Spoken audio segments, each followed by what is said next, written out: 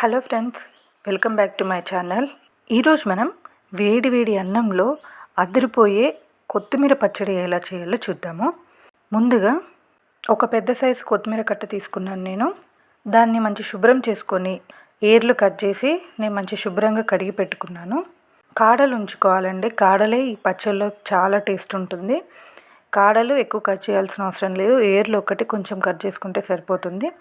ఇలా నీట్గా కడుక్కొని ఇప్పుడు చూపిస్తున్న విధంగా కొద్దిగా కట్ చేసుకుంటే సరిపోతుందండి. ఇలా కొత్తిమీర మొత్తం కట్ చేసుకోవాలి. ఇలా కట్ చేసుకున్న కొత్తిమీర మొత్తం ఒక ప్లేట్లో వేసుకొని పక్కన పెట్టుకోవాలి.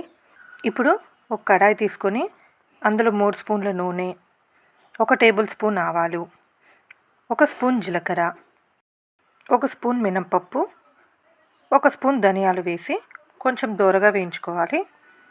ఒక 10 దాకా వెల్లుల్లి రెబ్బలు, 3 ఎండుమిర్చి వేసి కొంచెం దోరగా ఫ్రై చేసుకోవాలి.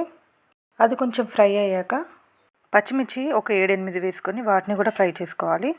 పచ్చిమిర్చి కూడా కొద్దిగా ఫ్రై అయ్యాక మనం ఇందాక కట్ చేసి పెట్టుకున్న కొత్తిమీర వేసి పచ్చివాసన పోయేదాకా మగ్గించుకోవాలి. మూత పెట్టేసుకుందాం ఒక 5 నిమిషాలు.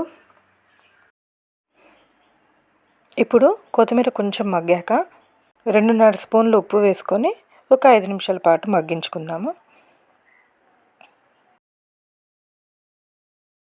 కొత్తిమీర మంచిగా మగ్గిందండి. ఇప్పుడు మనం దీన్ని ఒక 5 నిమిషాల పాటు చల్లారబెట్టుకుందాం. కొత్తిమీర మొత్తం చల్లారాక ఇప్పుడు మిక్సీ గిన్నెలో వేసుకొని మంచి ఫైన్ పేస్ట్ వచ్చేలాగా మిక్సీ చేసేసుకుందాం.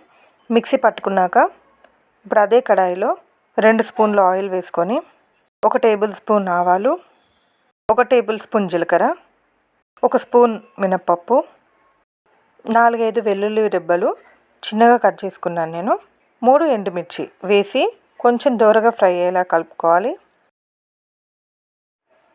ఇలా కొంచెం దోరగా ఫ్రై అయ్యాక ఒక 1/2 స్పూన్ పసుపు వేసుకొని కలిపి ఇందాక మనం మిక్సీ పట్టుకున్న కొత్తిమీర పేస్ట్ని కూడా వేసేసి మంచిగా కలిపేసుకోవాలి.